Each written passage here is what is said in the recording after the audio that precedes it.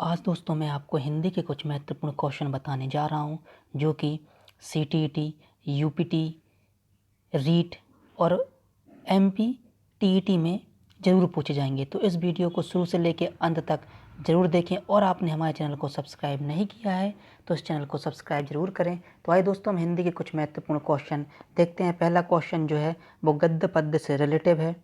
तो आप देख सकते हैं, स्थूल एवं बाह्य पदार्थ सूक्ष्म एवं मानसिक पदार्थ एवं भावों की अपेक्षा अधिक महत्व के विषय नहीं है।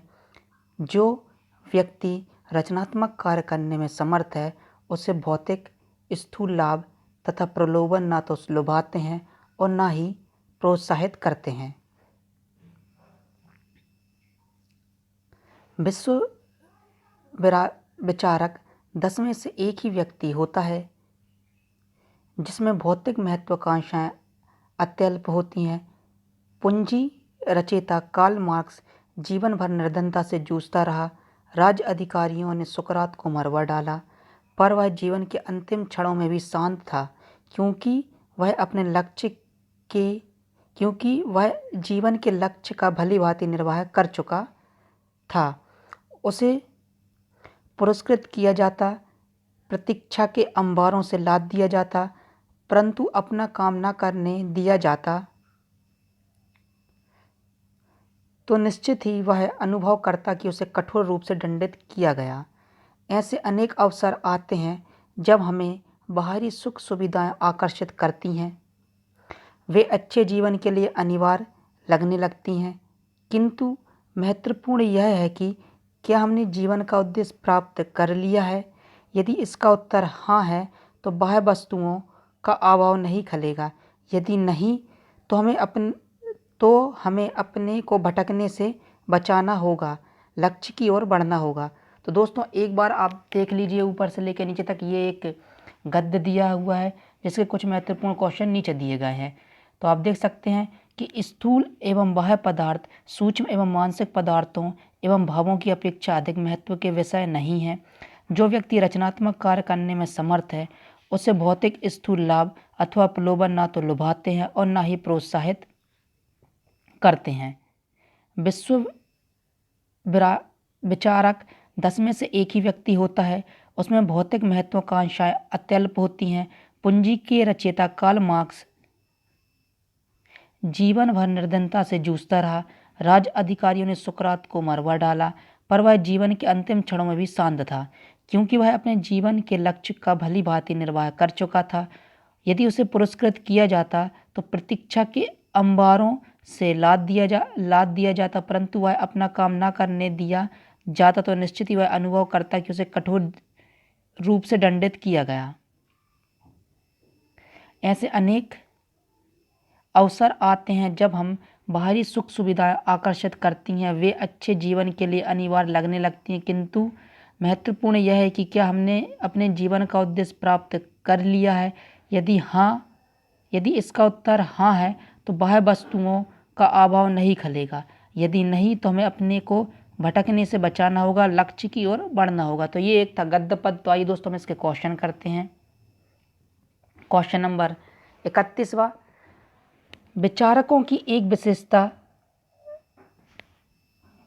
यह है कि उनमें ए महत्वाकांक्षाएं नहीं होती, बी भौतिक महत्वाकांक्षाएं कम होती हैं, सी पद प्रतिष्ठा प्राप्त करने की इच्छा होती है, डी रचनात्मक कार्य करने की क्षमता होती है। तो विचारकों की एक विशेषता क्या होती है दोस्तों? आपने जो गद्य पद्य पढ़ा उसमें से इनमें से आंसर देना है।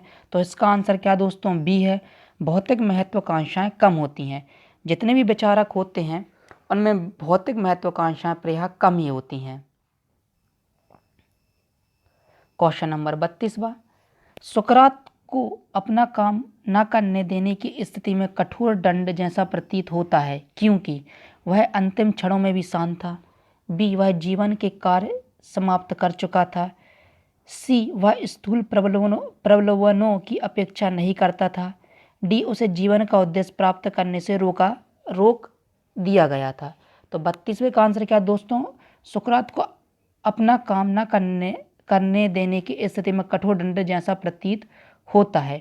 इसका आंसर क्या दोस्तों? 32वें का डी, उसे जीवन का उद्देश्य प्राप्त करने से रोक दिया गया होता।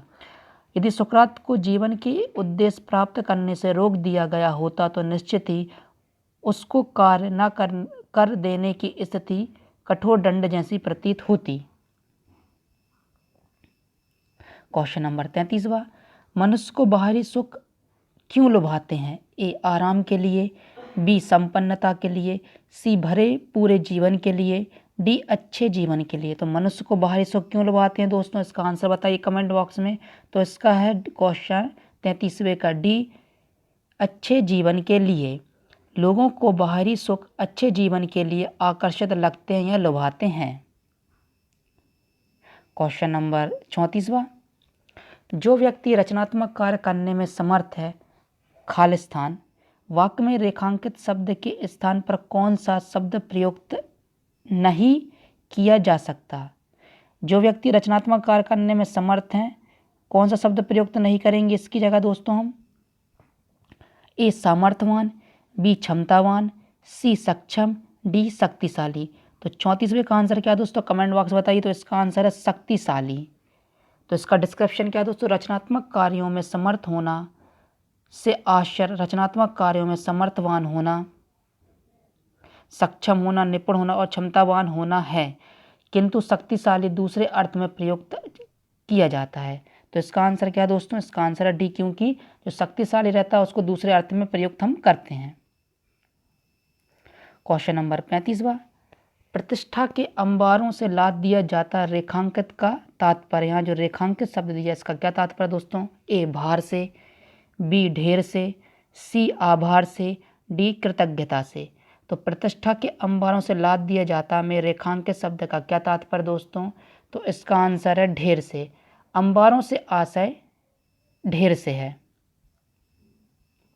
क्वेश्चन नंबर 36वां, भली भांति निर्वाह कर चुका था, उपयुक्त वाक्यांश में क्रिया विशेषण क्या है दोस्तों? जो भली भांति निर्वाह कर चुका है, इस वाक्यांश में क्रिया विशेषण क्या है? भली, भली भांति, सी निर्वाह, डी कर चुका। तो 36वें का आंसर कमेंट बॉक्स में लिखा बताइए दोस्तों। तो इसका आंसर दोस्तों भली भांति क्रिया विशेषण है। भली भांति निर्वाह कर चुका था में निर्वाह करना एक क्रिया है। जो निर्वाह करना वो क्या दोस्तों? एक क्रिया है, तथा भली भांति इस क्रिया की विशेषता है। और जो भली भांति है वो क्या? क्रिया की विशेषता। अतः क्रिया की विशेषता बताने वाला शब्द क्रिया विशेषण कहलाता है। इसलिए भली भांति क्या दोस्तों? क्रिया विशेषण शब्द। और निर्वाह क्या दोस्तों? क्रिया है।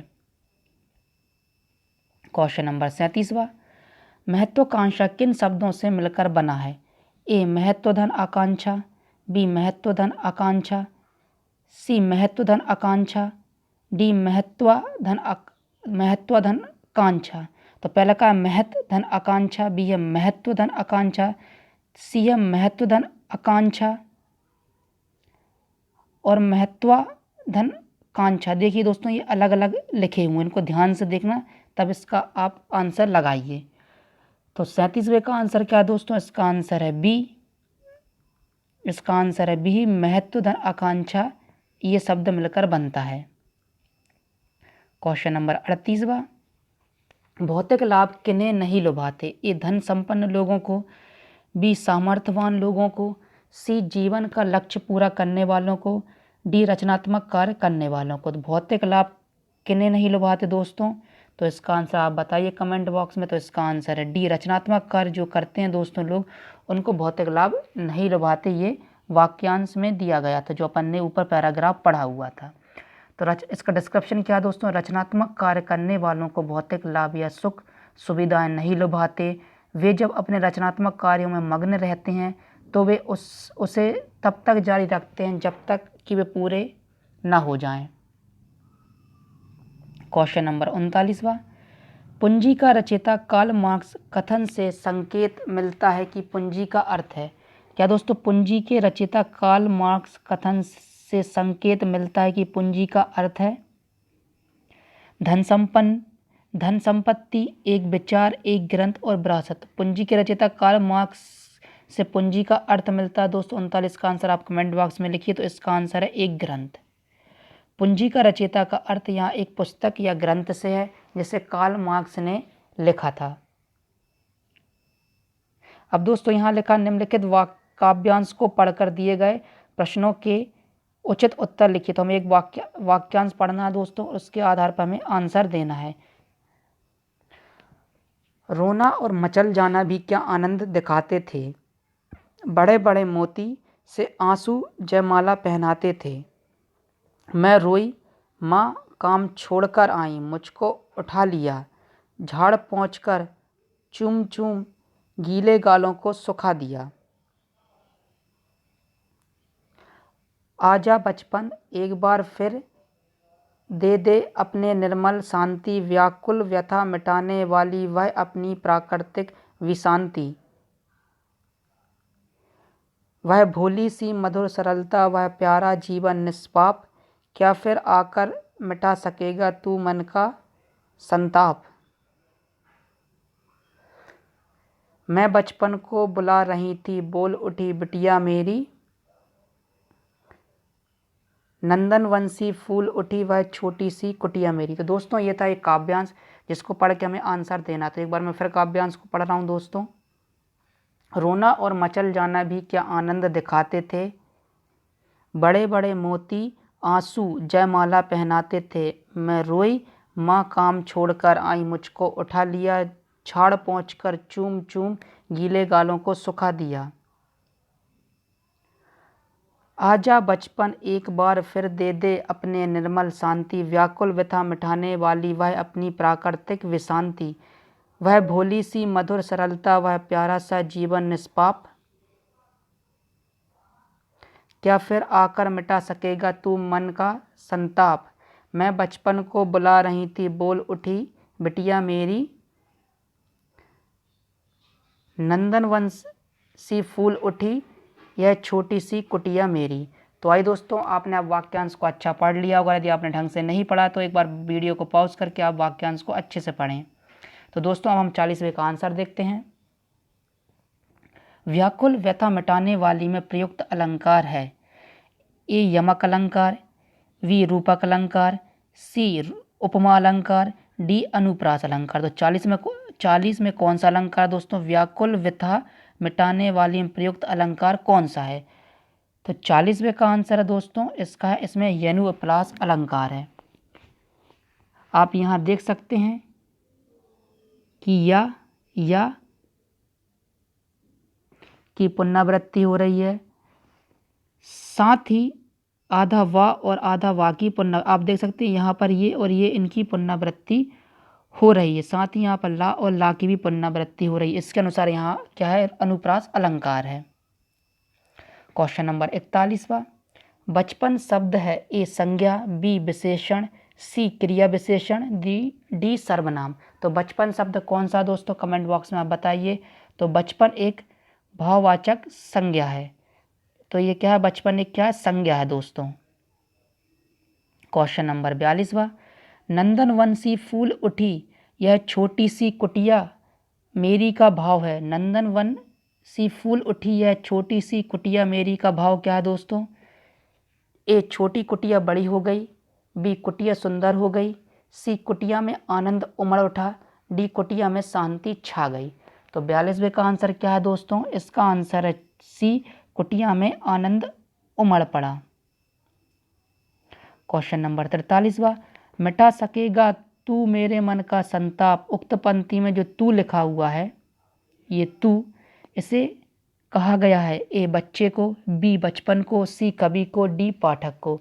तो 43वें का आंसर क्या दोस्तों? इसको तू जो कहा गया है ये बचपन को कहा गया है। इसका डिस्क्रिप्शन देखिए, मिटा सकेगा तू मेरे मन का संताप, इस पंक्ति में तू बचपन को कहा गया है। क्वेश्चन नंबर 44वां, कवित्री अपने बचपन को क्यों बुलाना चाहती है? ए अपनी माँ की याद में, बी अपनी बिटिया की याद में, सी बचपन के आनंद की याद में, डी बचपन के खेलों की याद में। तो कवित्री अपने बचपन को क्यों बुलाना चाहती है दोस्तों? कमेंट बॉक्स में 44 का आंसर बताइए। तो इसका आंसर है सी, बचपन की याद में कवित्री अपने बचपन को बुलाना चाहती है। जब कवित्री अपने बचपन को याद करती है तो उसे उस समय के आनंद की याद आ जाती है, इसलिए वह पुनः अपने बचपन को बुलाना चाहती है। अब क्वेश्चन नंबर 45वां, बच्चे की आंखों से निकलते आंसुओं को देखकर क्या अनुभूति होती है? ए कष्ट की, बी सुख की, सी विजय की, डी प्यार की। तो बच्चे के आंखों से निकलते आंसुओं को देखकर आपको क्या अनुभूति होती है दोस्तों? तो 45वें का आंसर बताइए। 45वें का आंसर है डी, प्यार की अनुभूति होती है। बच्चे की आंखों से निकलते आंसुओं को देखकर माँ का रसोई से भाग आना प्यार को दर्शाता है, इसी से प्यार की अनुभूति होती है। तो दोस्तों ये थे हिंदी के कुछ इम्पोर्टेंट क्वेश्चन जिसमें गद्य और पद्य शामिल थे, जो कि सीटीईटी, रीट, यूपीटी और एमपीटीईटी में पूछे जाते हैं। इसके अलावा जो अदर स्टेट के टीईटी होते हैं उसमें भी पूछे जाते हैं। यदि आपको वीडियो अच्छा लगे तो वीडियो को लाइक करें, वीडियो को शेयर करें, साथ ही हमारे चैनल को सब्सक्राइब करें। अब हम मिलते हैं नेक्स्ट वीडियो में।